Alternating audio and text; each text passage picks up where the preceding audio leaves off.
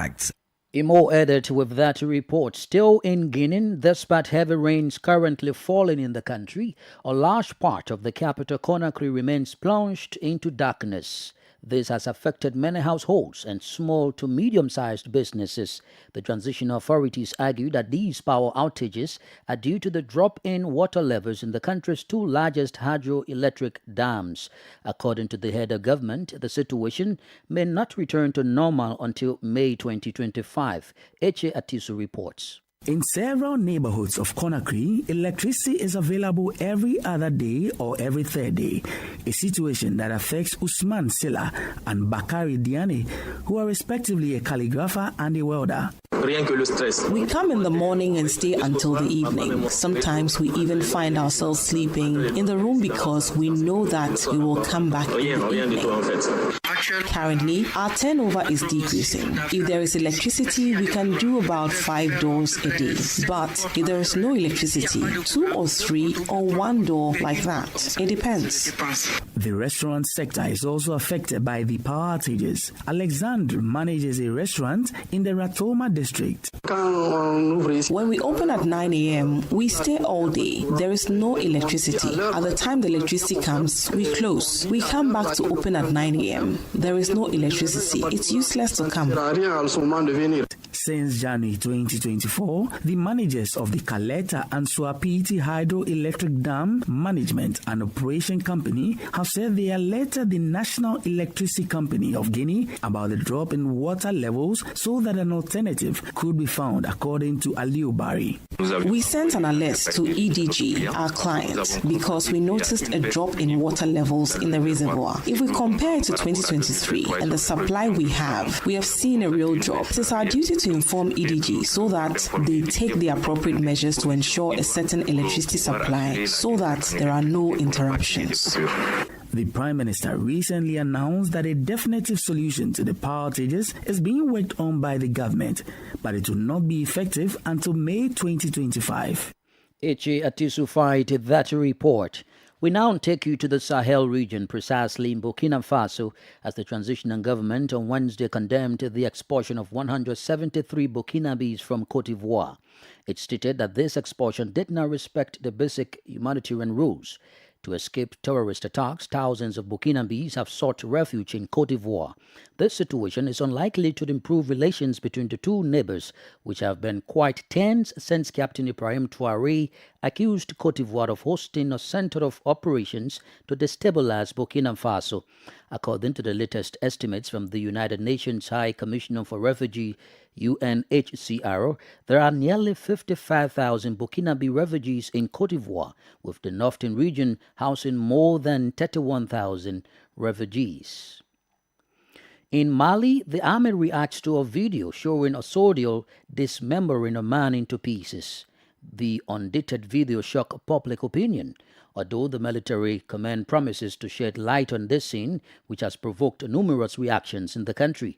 More details with Francis Boniface. In a first statement issued yesterday, Wednesday, the General Staff stated that the Malian army and all of the farmer firmly distanced themselves from a specific video. The military command also mentioned that these practices go against the ethics, values, and customs of the Malian army. Additionally, the General Staff of the Armed Forces said relevant services are mobilized to verify the authenticity of the video and identify the individual involved. We take this matter very seriously, and all measures have been taken to bring out the truth relating to this video, the statement said. Furthermore, the army reiterated its commitment to respecting human rights and maintaining discipline within its ranks. As a reminder, a video has been circulating on social networks for the past few days showing a man dressed in Malian army uniform with a farmer badge inviting his comrades to have breakfast while dismembering an unidentified body in front of cameras. This video has shocked and provoked numerous reactions among the public. Francis Boniface with that report. More stories coming up on West Africa Democracy Radio. Newslink continues. We continue in Mali, where renowned Professor Ali Nuhum Jallo, widely recognized as a wise elder, is actively engaged in discussions about the current and future state of his home country. While he doesn't frequently share his opinions in public, his perspectives often stimulate thoughtful conversations. In May, the 86-year-old authored a column titled Attention My Colonials, As a former president of the ECOWAS Parliament, WADR's Sani Mumuni Seibu caught up with him recently on his latest visit to Mali. Here is his report voiced by David Vincent. Ali Nuhum Diallo remains a vivid memory, standing the test of time through his writings. The elderly man welcomes us into his modest home on a morning where the sun is reaching its zenith in the Bamako sky. To the right on the ground floor, piles of books capture the attention of visitors. He recalls one of his most cherished memories. On March 27, 1996, the flame of peace was lit in Timbuktu thanks to the efforts of the entire Alpha Umar Konari team to make those who are taking up arms with Iyad Agali in their heads understand that they are the children of Mali like the others. The Alpha Umar Konari team gave Amadou Touami a united country.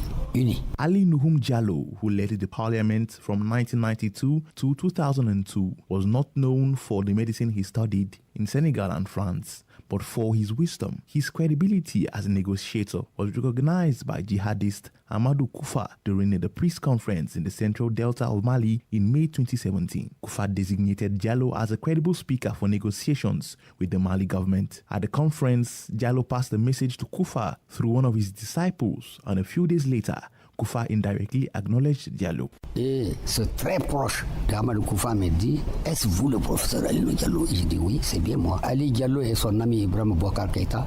And this person, very close to Ahmad Koufa, said to me, "Are you Professor Ali Diallo?" I said yes. Ali Diallo and his friend Ibrahim Boubacar Keïta are slaves of Africa. Now that Africa has left today, will you speak again with Ahmad Koufa? Long before you asked this question, I told him to tell Ahmad Koufa that he's also a slave. He's a slave of Iyad Agali. He's a slave of Mokhtar Ben Mokhtar. He's a slave of Algeria. He's a slave of the Arabs, just as I am a slave of the West. Either the slave unites to see how they will deal with evil, or we will unite to get rid of all our masters.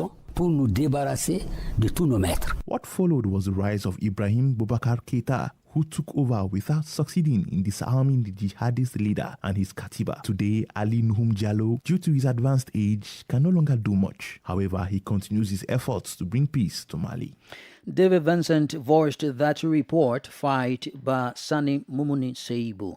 Away from Mali, the cotton sector in Benin is set to benefit from an investment of 87.17 billion CFA francs or $144.4 million.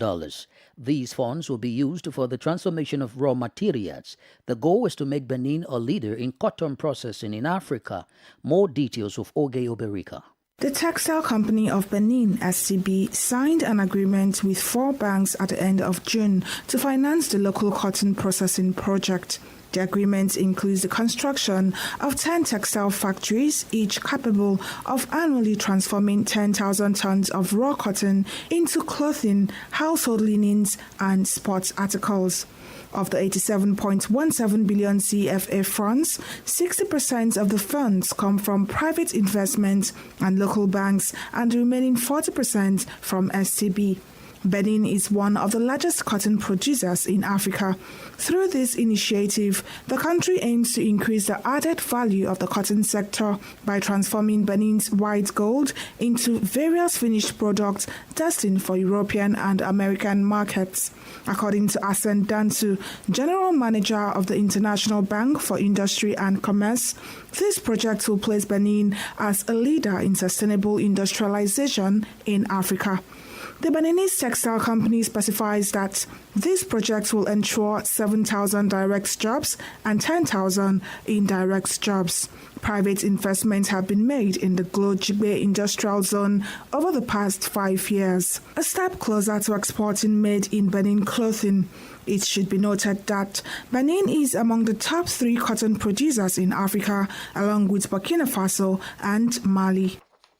Oge Oberika fight that report. Now, before leaving the Sahel, the Minister of Foreign Affairs of the Republic of Turkey, Hakan Fidan, arrives in Niger today, Thursday, on an official visit. He is accompanied by a delegation consisting of the Ministers of Defense, Energy and Natural Resources, as well as the head of the Turkish Intelligence Services, the Secretary of Defense Industry, and the Deputy Minister of Trade.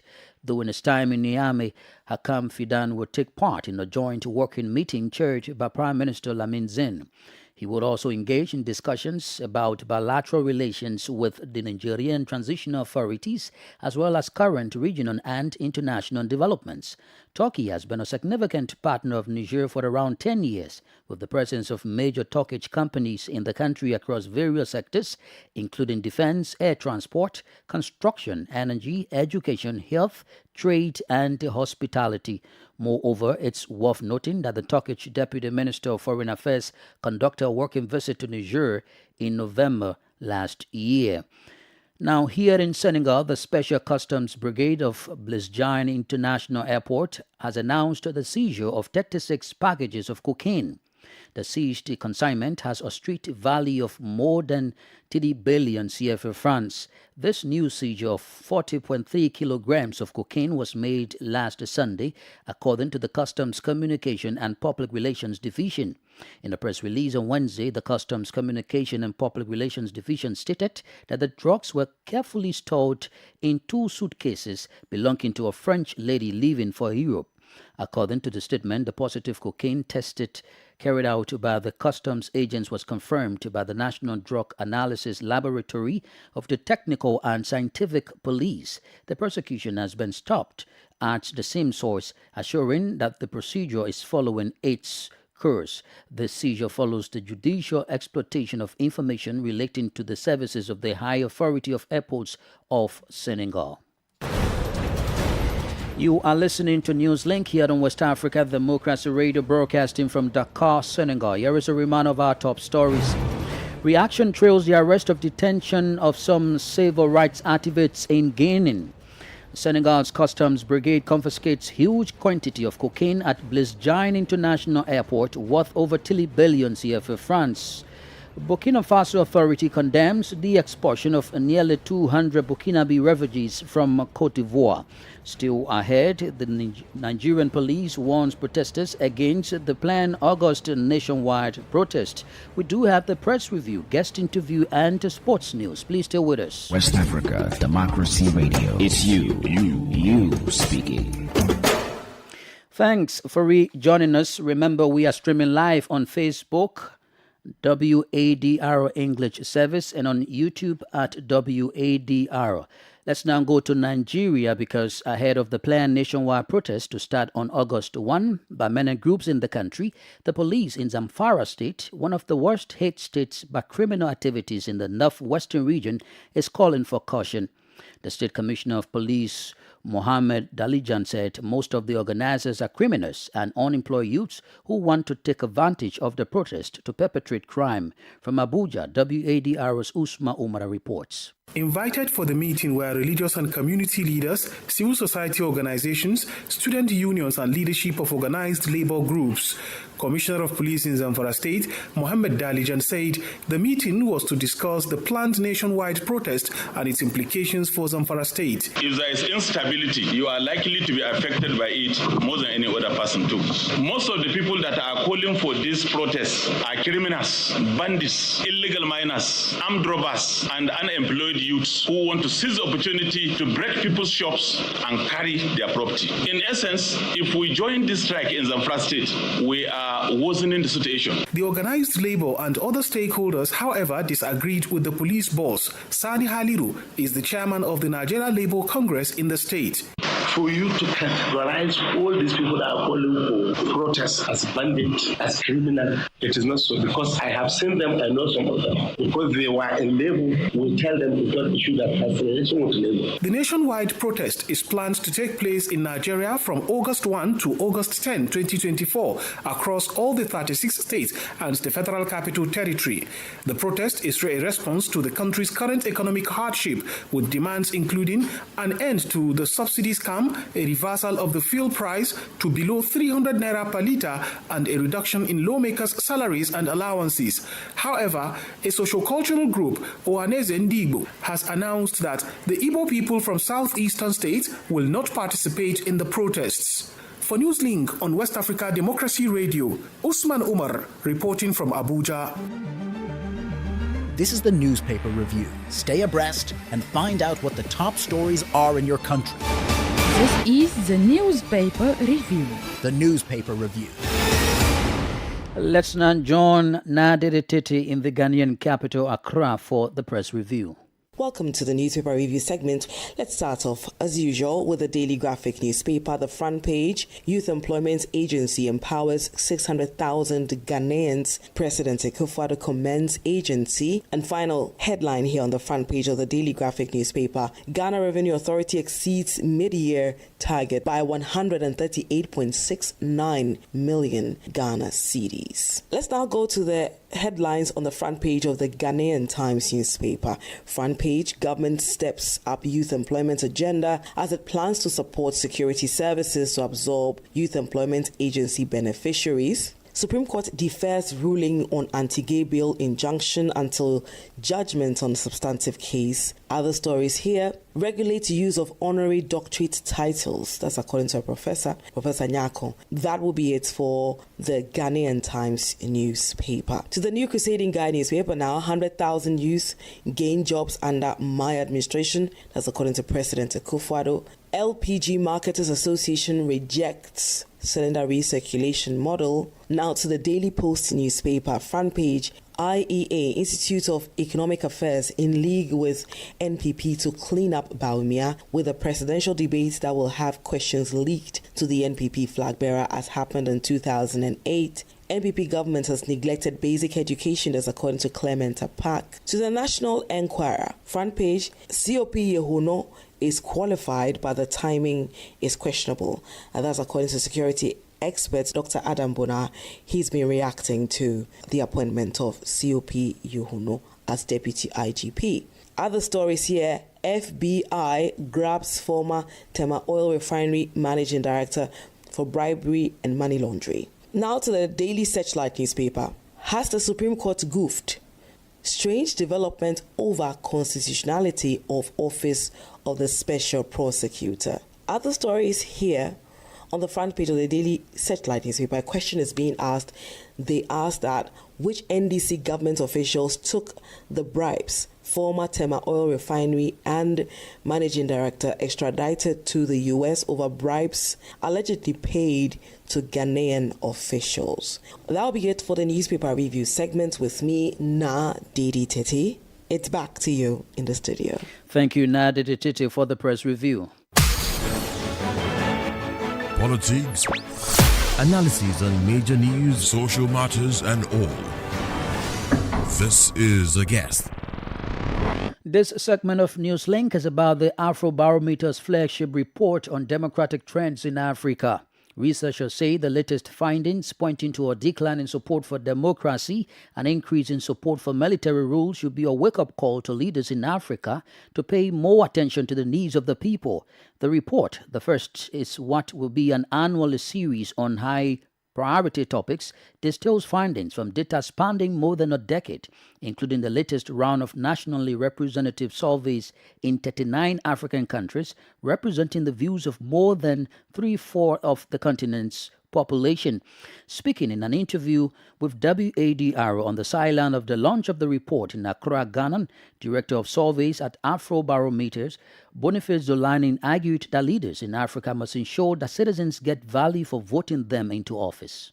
Right now, I think we're saying that support for democracy is holding steady. But as more time passes with the disillusionment with the democracy, then more and more people will get disillusioned with the democracy itself, and then they will start to look at alternative forms of government. One of the findings is that we see more and more of the younger ones saying that they would favor military rule. Yeah. Why? Yeah, I think, as we highlighted in the presentation, the youth, we are seeing more and more of them looking at military rule. Now, it is obviously quite a concern because it shows the high levels of disillusionment with democracy. But at the same time, most of the youth have never experienced military rule. Military rule, they say, okay, democracy is failing, let's try military rule. But if you've lived through a military regime, you might know that, okay, as bad as democracy is, it's certainly better than those kind of government. So we are seeing really a generational issue here, where a generation that has never experienced it, they might think, maybe this is something worth trying. But then again, in the report it says that even though they may support military rule, they don't see it as a permanent solution. Exactly. So the youth, and indeed many citizens, because you see that about 53% of African citizens are telling us that if governments are failing, ignoring the law, abusing office, then the military should step in to clear that and clean that up. But at the same time, you see that the same results are showing that many people are still rejecting military rule, even though the numbers have been declining. But we still see about 2/3 of the citizens on this continent saying we don't want military rule. So what this tells us is that the military rule is being looked at as an option to clean up the mess when the civilian leaders have failed, or indeed are blatantly ignoring the law, breaking the law and the constitutions. Then they're looking at the military as a temporary solution, not a permanent solution. But of course, it's an academic question whether the military can come in and stay in office for a temporary period of time, because what we have seen from experience that the military comes in, usually they will tell us that we will be in office for a brief period of time and then we will leave the stage. What should this report, the findings of this report, serve for the various leaders across Africa? So I think that governments should never take people for granted. And I think although we had that excitement with democracy in the 1990s, at least starting in the 1990s onwards, what we are now seeing is that people are just not happy with democracy for its own sake. They are now asking, what is this democracy delivering for us? And if the democracy fails, of course there are alternatives. People can either vote out a government, bring in a different one, but if they have also tried bringing in different governments, as indeed has happened in Ghana, where you've had that alternation between NDC and NPP, I think now people might begin to ask the question that, okay, if they are all going to behave the same way in this democratic context, should we be asking questions beyond democracy, that should we now change the regime and try something else? Boniface Dulani is the director of surveys at Afrobarometer. And Yere Sankle Janko with sports.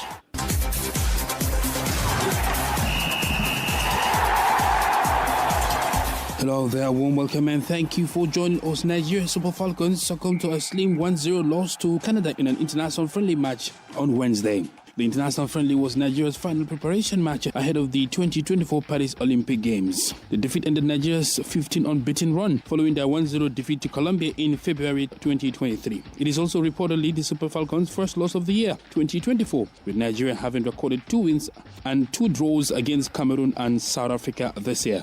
Nigeria will kick off their Olympic campaign against Brazil in Bordeaux in a week's time. And Argentina's Vice President Victoria Villarreal defended Enzo Fernandez and the team following their racist chant aiming at black French footballers, saying she would not tolerate the actions of a colonist country. No colonist country is going to intimidate us for a song on the pitch or for telling the truths they don't want to admit, Villarreal posted on her account on X. World Football governing body FIFA is investigating a video circulating on social media that shows members of the Argentina national team singing about France's players in a way that the French Football Federation FFF said was racist and discriminatory. The FFF said on Monday it would file a complaint to FIFA over the video in which Argentina players sing about France striker Kylian Mbappe's African descent, according to the Independent newspaper. The video was posted by Argentina midfielder Enzo Fernandez on Instagram amid the team's celebration following a 1-0 victory over Colombia to win the Copa America. Fernandez later apologized on social media, saying he had gotten caught up in the euphoria of our celebrations. And that's it for sports. It's back to you. We've come to the end of this edition of Newslink on West Africa Democracy Radio, broadcasting from Dakar, Senegal. Thank you for listening, and many thanks to Christian Mukidi and Maudo Ju for the technical assistance. Do interact with us via our social media platforms, X formerly Twitter, Instagram at WADR News, and on Facebook, WADR English Service. I am Augustine Cully. Good afternoon. And many thanks to you for listening